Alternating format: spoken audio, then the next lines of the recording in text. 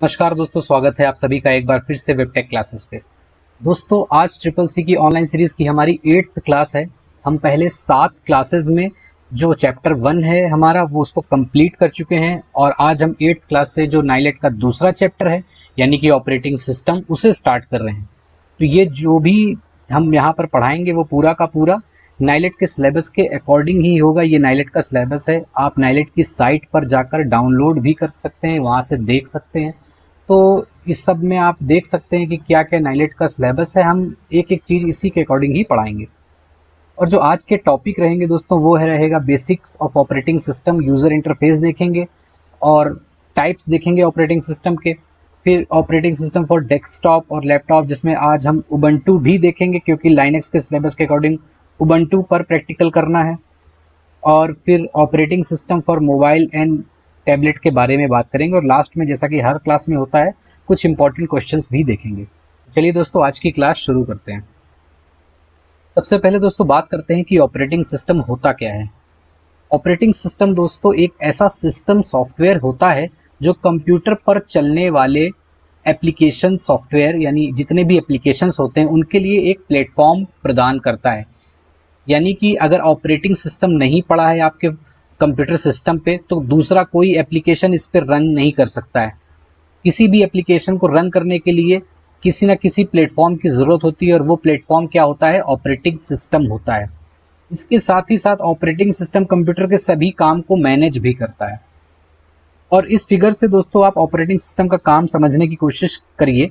देखिए जो एक यूज़र है वो एप्लीकेशन सॉफ्टवेयर से कम्युनिकेशन कर रहा है। ये जो ब्लू एरो है वो एप्लीकेशन सॉफ्टवेयर की तरफ जा रहा है यूज़र से।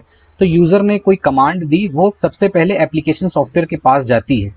फिर एप्लीकेशन सॉफ्टवेयर ऑपरेटिंग सिस्टम से कम्युनिकेट करता है और ऑपरेटिंग सिस्टम कंप्यूटर हार्डवेयर से कम्युनिकेट करता है। फिर जो रिजल्ट देता है कंप्यूटर वो धीरे धीरे पहले ऑपरेटिंग सिस्टम के पास, फिर एप्लीकेशन सॉफ्टवेयर के पास और फिर यूज़र के पास पहुंचता है। तो यूज़र डायरेक्ट ऑपरेटिंग सिस्टम से या डायरेक्ट कंप्यूटर हार्डवेयर से कम्युनिकेट नहीं करता है, उसके लिए बीच में ये दो चीज़ें ज़रूरी हैं, एप्लीकेशन सॉफ्टवेयर और ऑपरेटिंग सिस्टम। और एप्लीकेशन सॉफ्टवेयर भी ऑपरेटिंग सिस्टम के थ्रू ही कंप्यूटर हार्डवेयर से कम्युनिकेशन करता है। इसको थोड़ा और आसान शब्दों में जैसे मैं आपको बताऊं, सपोज करिए आपको अपने मोबाइल पे या लैपटॉप पे या डेस्कटॉप पे कोई मूवी देखनी है, तो आप क्या करेंगे, उस मूवी पे अगर लैपटॉप पे है तो डबल क्लिक करेंगे, वो मूवी चल जाएगी और आपके कंप्यूटर स्क्रीन पर आपको वो दिखने लगेगी और स्पीकर्स में उसकी आवाज़ आने लगेगी। तो हुआ कैसे, आपने यूज़र ने एप्लीकेशन यानी जो भी एप्लीकेशन आप यूज़ कर रहे थे जैसे कि VLC प्लेयर होता है या फिर मोबाइल पे MX प्लेयर होता है या कोई भी और प्लेयर जो मीडिया प्लेयर होते हैं, उस पे आपने क्लिक किया है ना, आपने उस एप्लीकेशन पे क्लिक किया। तो जैसे ही क्लिक किया तो वो कमांड ऑपरेटिंग सिस्टम के पास चली जाती है इंटरनली कि ये मूवी को प्ले करना है। फिर ऑपरेटिंग सिस्टम उस मूवी को रीड करता है जहाँ भी मेमोरी में पड़ी होती है, और वो मेमोरी क्या है, कंप्यूटर हार्डवेयर का पार्ट है। तो ऑपरेटिंग सिस्टम कहाँ से उठा रहा है, हार्डवेयर से उठा रहा है, और फिर वो MX प्लेयर पे या VLC पे शो करता है। और जो आपका आउटपुट डिवाइस होती है, जो मॉनिटर होता है या स्पीकर होता है, उस पे आपको आउटपुट मिल जाता है ना। तो इस तरीके से कम्युनिकेशन होता है। अब बात करते हैं दोस्तों फंक्शंस ऑफ ऑपरेटिंग सिस्टम की, यानी ऑपरेटिंग सिस्टम के कार्य क्या होते हैं।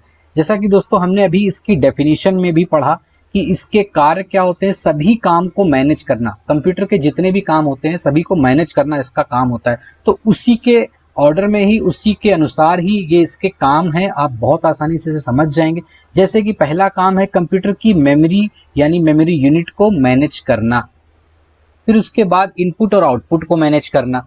तो जो भी आप, जैसे कि आपने कंप्यूटर जब शुरुआत में पढ़ा होगा तो आपको मैंने उसके पार्ट बताए थे, जिसमें उसमें होता है मेमोरी यूनिट होती है, इनपुट आउटपुट डिवाइसेस होती हैं और उसके अलावा CPU होता है।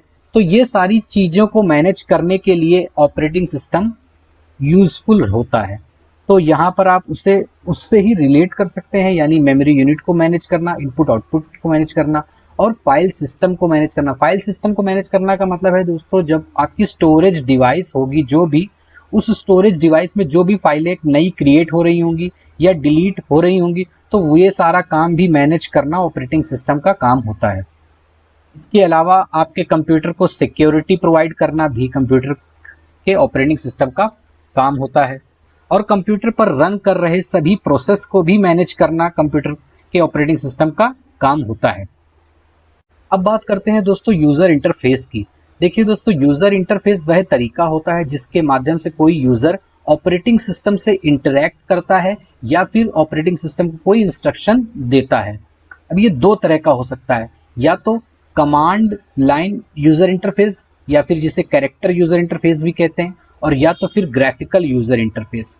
ग्राफिकल यूजर इंटरफेस जैसा कि दोस्तों इसके नाम से भी, ये ग्राफिकल का मतलब यहाँ पे ग्राफिक्स का यूज होता है, जैसे कि आइकन्स होंगे, शॉर्टकट होंगे, आपको दिखेगी चीजें। और कमांड लाइन या फिर कैरेक्टर यूजर इंटरफेस का मतलब होता है जहां पर आपको सारा काम कमांड के बेसिस पे ही करना होगा, आपको कोई ग्राफिक्स नहीं दिखेगी। तो इसके एग्जांपल्स की जैसे बात करें, जैसे MS DOS और यूनिक्स, ये सारे CUI बेस्ड होते हैं, यानी कि कमांड लाइन यूजर इंटरफेस होते हैं। और जैसे कि हमारे आजकल विंडोज यूज होती है या फिर मैक OS होता है या उबंटू जो अब हमारे नाइलेट के सिलेबस में भी है, वो सारे ग्राफिकल यूजर इंटरफेस होते हैं, GUI बेस्ड होते हैं। अब जैसे इसको मैं और आपको आसानी से समझाऊं, प्रैक्टिकली आपको बताऊं, तो यहाँ पर देखिए मैं आपको एक एग्जांपल देता हूं कमांड लाइन इंटरफेस का और ग्राफिकल यूजर इंटरफेस का, दोनों का। देखिए दोस्तों, सपोज करिए मैं यहाँ पर गया और ये दिस PC में गया, ये मैं C ड्राइव में गया और यहाँ पर एक वेबटेक नाम का फोल्डर है, ये मैं दोनों फाइलें हैं, पहले मैं इनको डिलीट कर देता हूँ। अब एक तरीका है यहाँ पर फाइल बनाने का कमांड बेस्ड, जो मैं आपको कमांड प्रॉम्प्ट के थ्रू दिखाऊंगा। जैसे कि ये कमांड प्रॉम्प्ट मैंने खोला, ये अभी आपको शायद दिख ना रहा हो, मैं थोड़ा सा लार्ज कर देता हूँ, ये आपको दिखेगा। ये एक तरीके से कमांड प्रॉम्प्ट है, यानी कि यहाँ पे आप कमांड देकर कोई काम करवा सकते हैं, सेम काम विंडोज का ही। तो जैसे कि मुझे कोई फाइल क्रिएट करनी है, तो मैं फाइल क्रिएट करने की इस पे कमांड होती है। सबसे पहले मैं उस ड्राइव में जाऊंगा, तो CD, ये मैं CD वेबटेक में जाना है, ये वेबटेक पे आ गए अब हम। तो देखिए ये सारा काम मैं कमांड के थ्रू कर पा रहा हूँ, डायरेक्ट नहीं जा पा रहा हूँ।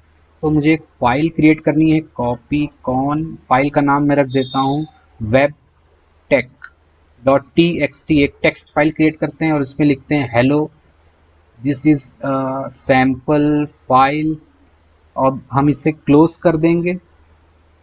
ये क्लोज कर दिया है। अब देखिए दोस्तों, आप अगर नोटिस करें तो यहाँ पर एक फाइल अपने आप आ गई है, और मैंने इसमें क्या लिखा था, hello this is a sample file. तो खोल के देखिए, ये देखिए यहाँ पर लिखा है hello this is a sample file. तो ये जो तरीका था दोस्तों, इसे कहते हैं कमांड लाइन यूजर इंटरफेस, यानी कि कोई भी काम करने के लिए हमें कमांड देनी पड़ी। यहाँ पर देखिए मैंने कई कमांड लिखी एक एक करके, उसके बाद ये सारा काम हो पाया। तो ये काम जो होता है दोस्तों, ये टफ होता है।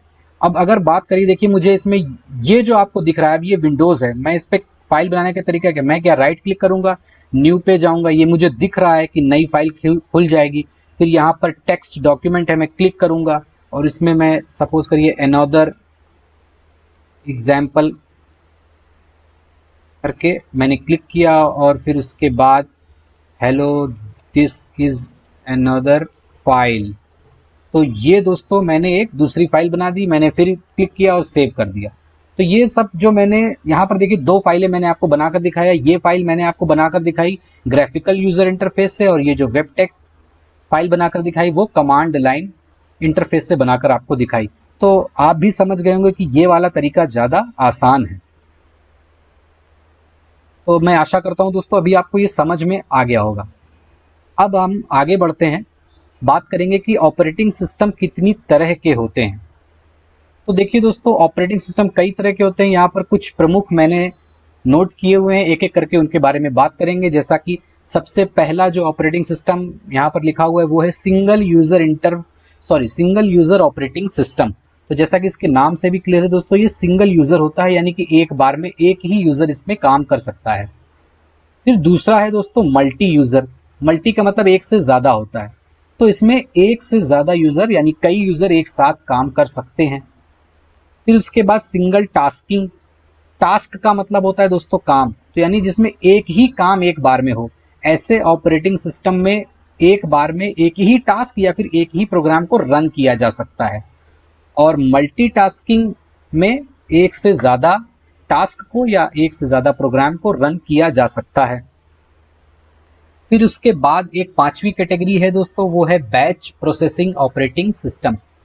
ऐसे ऑपरेटिंग सिस्टम में दोस्तों एक ही तरह के टास्क या एक ही तरह के प्रोग्राम का एक ग्रुप बनाया जाता है और उस ग्रुप को क्या कहते हैं, बैच कहते हैं, और उसी बैच को ऐसे ऑपरेटिंग सिस्टम में रन कराया जाता है।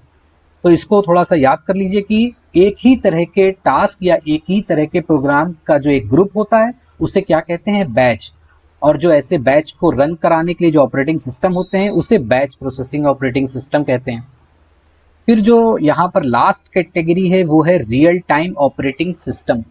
ऐसे ऑपरेटिंग सिस्टम दोस्तों कहाँ पर यूज किए जाते हैं, जहाँ पर रियल टाइम एप्लीकेशंस का यूज हो रहा होता है। कहाँ पर हो रहा होता है, जैसे कि सपोज करिए auto pilot system on airplane. जैसे एयरप्लेन्स में जनरली ऑटो पायलट मोड पे भी प्लेन उड़ता रहता है, यानी उसकी कितनी स्पीड है, किस डायरेक्शन में जाना है, ये सारा कुछ जो उसके अंदर ऑपरेटिंग सिस्टम पड़ा होता है, रियल टाइम ऑपरेटिंग सिस्टम, ये सब डिसाइड करता है। या फिर रोबोटिक्स में भी इसका यूज किया जाता है। तो ये इतने सेंसिटिव होते हैं, काम करने के लिए यहाँ पर टाइम बहुत कम होता है, यानी जो प्रोसेस होता है उसको फिक्स्ड टाइम में कंप्लीट करना होता है, वरना सिस्टम फेल हो सकता है। इसलिए इन ऐसे ऑपरेटिंग सिस्टम स्पेसिफिकली ऐसे काम के लिए ही बनाए जाते हैं और इन्हें रियल टाइम ऑपरेटिंग सिस्टम कहते हैं। अब दोस्तों बात करते हैं हम operating system for laptop and desktop की। देखिए दोस्तों, लैपटॉप और डेस्कटॉप में जो ऑपरेटिंग सिस्टम यूज होते हैं वो दो तरह के हो सकते हैं। एक हो सकते हैं जो कमांड यूजर इंटरफेस हो, जैसा कि मैंने अभी आपको दिखाया भी, यूनिक्स उनमें से एक है। Unix command line user interface होता है, सारा काम इसमें कमांड के थ्रू ही होता है। और जो आप हमारे विंडोज होते हैं, एमएस का मतलब है दोस्तों माइक्रोसॉफ्ट, तो शॉर्ट फॉर्म में लिखा जाता है एमएस।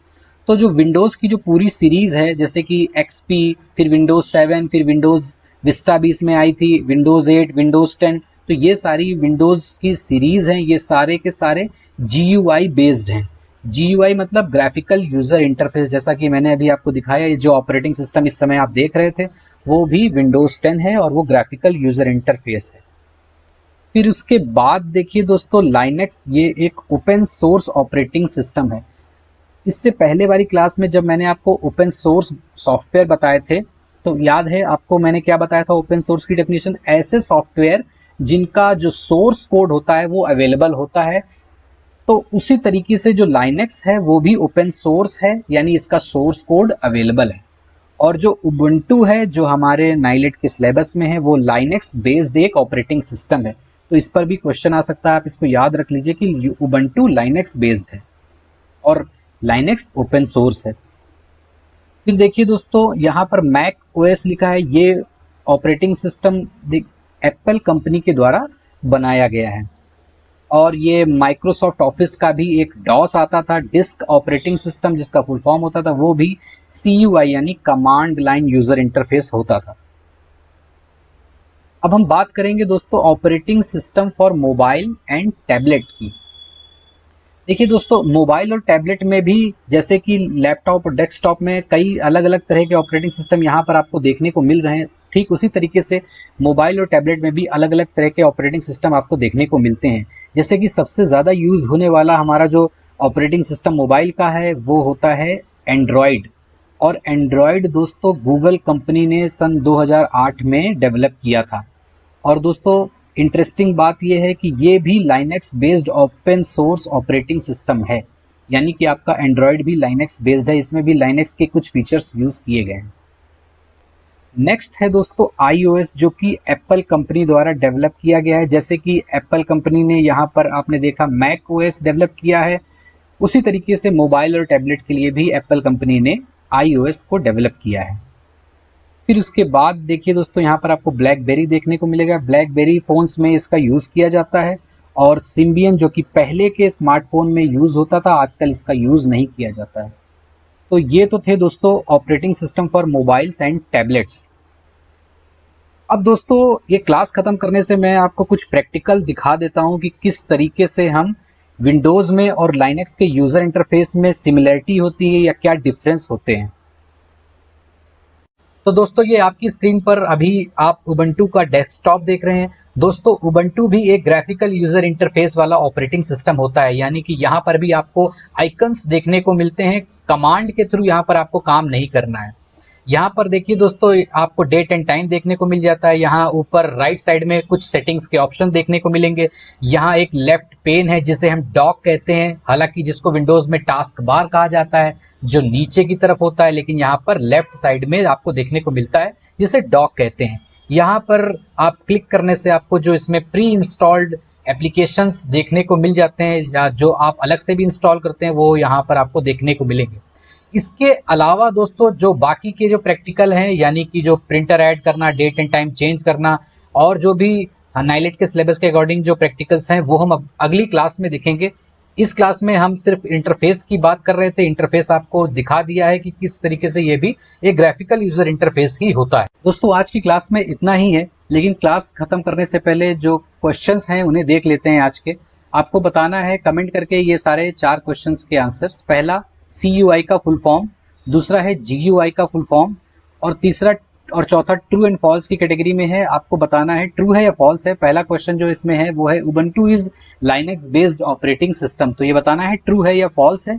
और Linux is open source operating system, तो ये भी आपको बताना है कि ट्रू है या फॉल्स है। क्लास खत्म करने से पहले दोस्तों हम पिछली क्लास में पूछे गए क्वेश्चंस के आंसर भी आपको जल्दी से बता देते हैं। पहला क्वेश्चन पूछा था रैम का फुल फॉर्म, तो वो होता है रैंडम एक्सेस मेमोरी। दूसरा क्वेश्चन पूछा था रोम का फुल फॉर्म, तो वो होता है रीड ओनली मेमोरी। तीसरा क्वेश्चन बिट का फुल फॉर्म पूछा था, तो वो होता है बाइनरी डिजिट। और चौथा क्वेश्चन था कि byte is the smallest measurement unit for memory, तो दोस्तों ये फॉल्स है, बाइट नहीं बिट होता है स्मॉलेस्ट मेजरमेंट यूनिट। और पांचवा क्वेश्चन था दोस्तों रोम इज वोलाटाइल मेमोरी, तो ये भी फॉल्स है दोस्तों, रोम नॉन वोलाटाइल होता है, रैम वोलाटाइल होता है।